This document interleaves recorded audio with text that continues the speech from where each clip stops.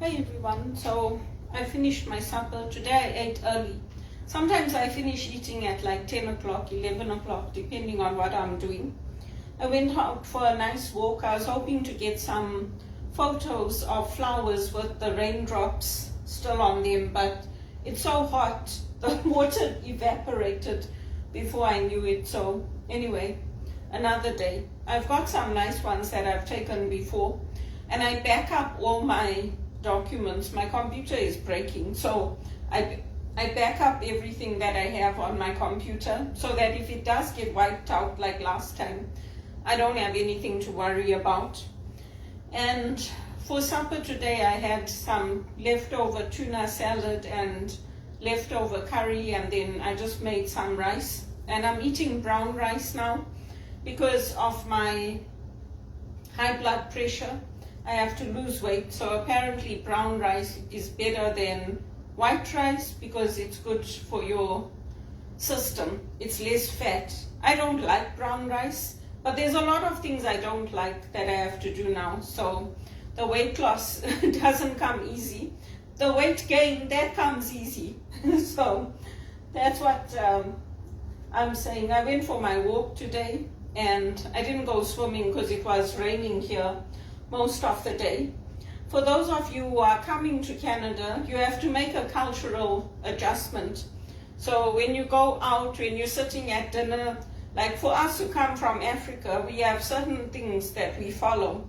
So after we use the toilet, we wash our hands and dry them. We pray before we eat.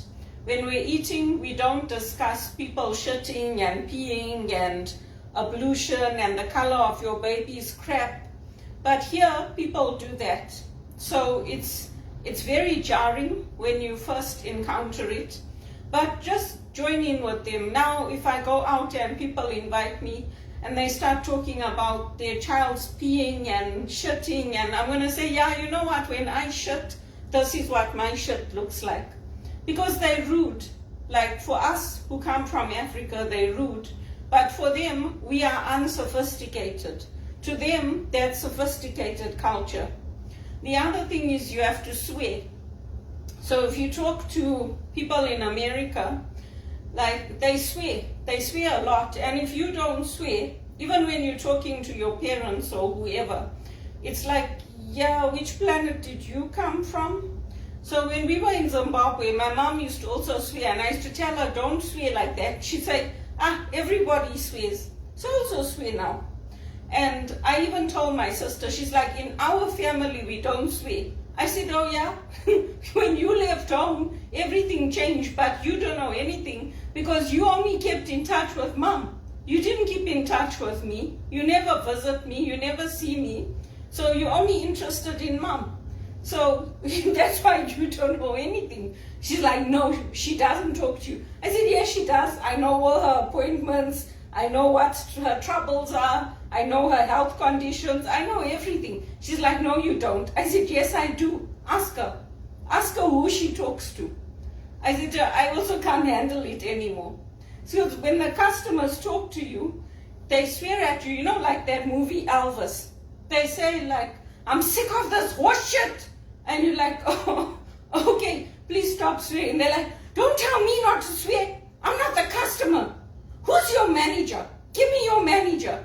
Who do you think you are, lady? I'll get you removed from your job. It's like, no, I'm trying to help you. Don't you give me your attitude. You think you're saying that you're trying to help me? I'm paying you my damn money. Why should I give you my money? And it's like, oh my God. And this is what you're dealing with every day. Every day. That's why I got high blood pressure. Because when you live in Zimbabwe, people don't talk to you like that. And they say, you stupid bitch, you're an asshole. Get me your manager. I don't like that tone of voice. Change your tone of voice. And it's like, I can help you. The managers want us to help you. Did you not hear me? Stop talking. Say, okay, I told you to stop talking. Do you not understand English? Where do you come from? Your accent is not American. I want to talk to an American. Say, I'm from Canada. No, you're not. Where are you from? Say, I'm from Canada. No, you are not from Canada. Where were you born? So I was born in Zimbabwe. Yeah, go back to Zimbabwe. It's like, oh my God. So this is what you deal with every day, every day. I used to sit there and cry. My ears used to be sore. So now I got high blood pressure. I have to take calcium blockers. So every day I take my calcium blocker before I go to sleep. But this is what you have to deal with. And you can ask any African that comes here. Me, I'm African. I was born in Zimbabwe. I'm Indian, but I'm African. When you come, they say, Belinda, is that how they are? I said, yes. And they're like, so what must we do? I said, oh, just do what they tell you.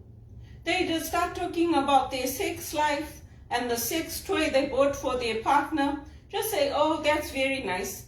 Is there something I can help you with, or can we end the call? And they're like, we don't want to do that. I said, oh yeah, you want a job? You want to work? They say, yes. I say, oh, then. So this is the difference between here and Zimbabwe. And do we think we're better than everybody? Oh yes, we do. Because we have manners. You can call us Queen Bee. You can call us Princess. You can say, oh, look at the fashion.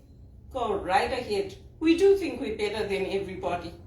So what I did to help myself, because I couldn't get a job as a spiritual director, I couldn't get a job with the Jesuits. I don't know how many emails I sent to Peter Knox, to Damien Howard, to Bruce Botha, to Anthony Egan, saying, please, get me a job. Get me a job at one of your Jesuit colleges or non-profits or something, because they're killing me. And they couldn't help me. So what I did, I just started employing my spiritual direction skills. I just stopped talking. And then my manager said, oh, Belinda, they like to talk to you. I said, I don't talk, Wael, that's why.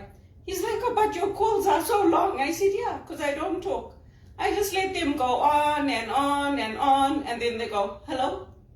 Are you there? I said, oh yeah, I'm here. You finished talking?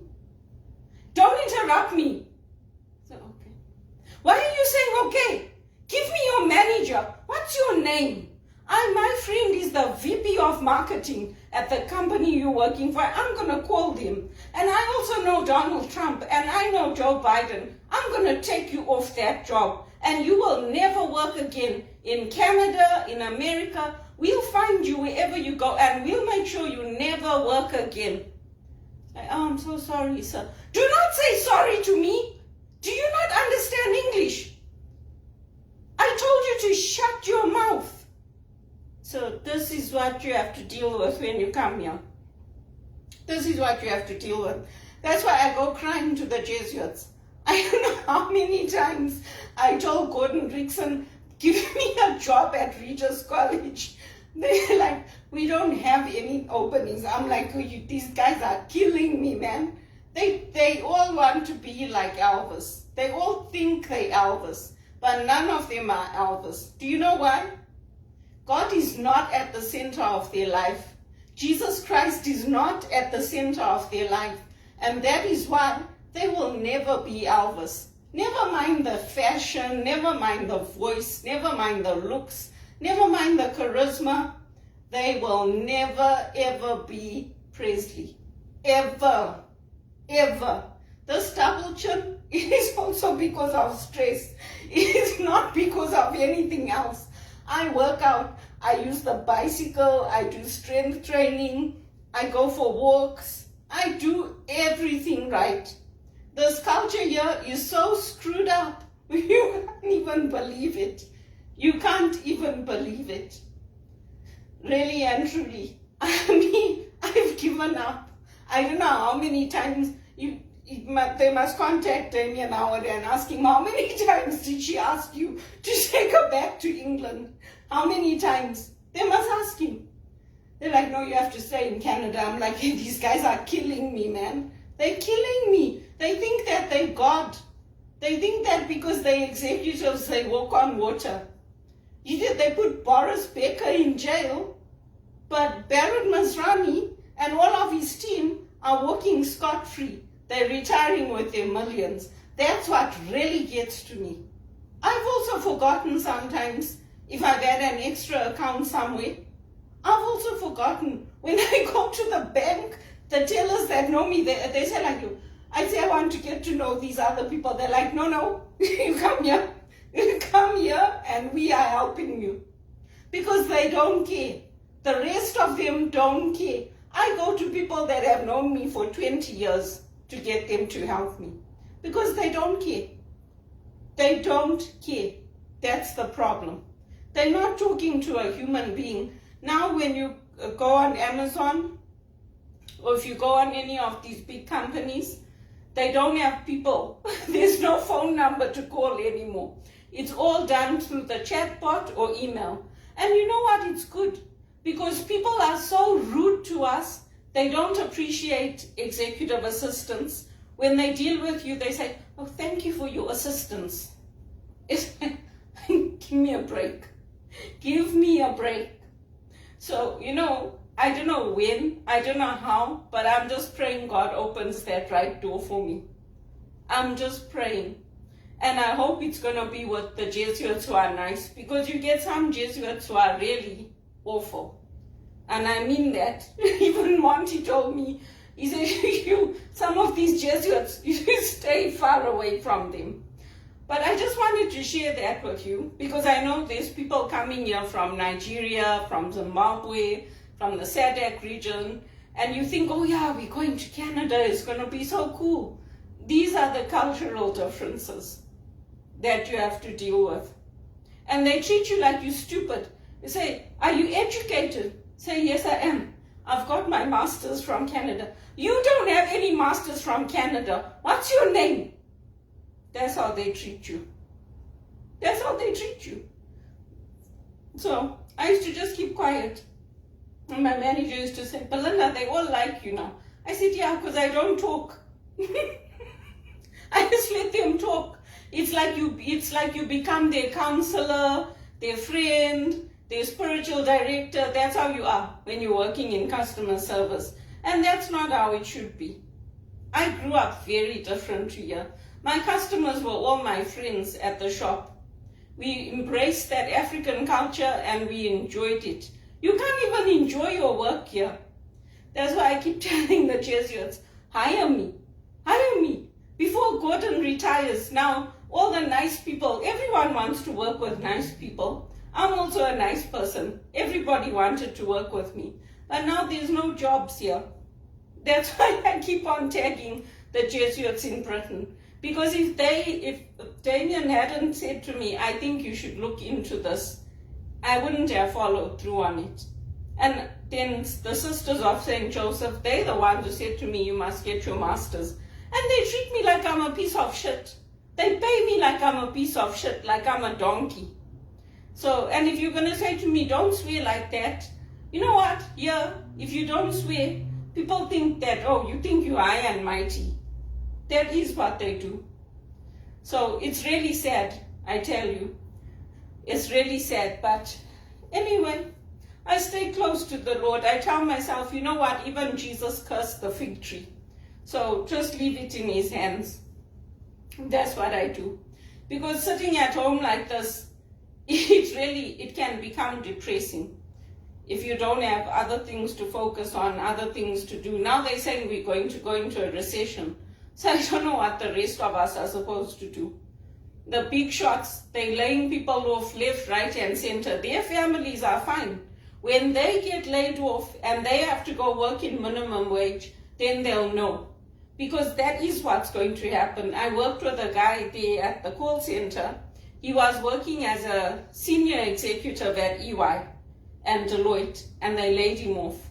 There was somebody else that came from India, from Deloitte, and they laid him off. So all of them are going to land up in minimum wage jobs. They're going to land up doing the jobs I did. Washing the dishes, taking out the trash, sitting on calls where people are swearing at you. Then they'll know. And they'll also get high blood pressure. Then they'll know how to treat people that come here from Zimbabwe who are educated and who have manners. And those manners were taught to me at home by my grandparents. When you see my table, how I take the food out, I put it in dishes, I lay the table. My grandmother taught me that. My grandmother would be proud of me. And I don't care if no one else is proud of me. My grandmother would be proud of me. I used my music in the church, in the schools. I've used all my gifts and talents, all of them.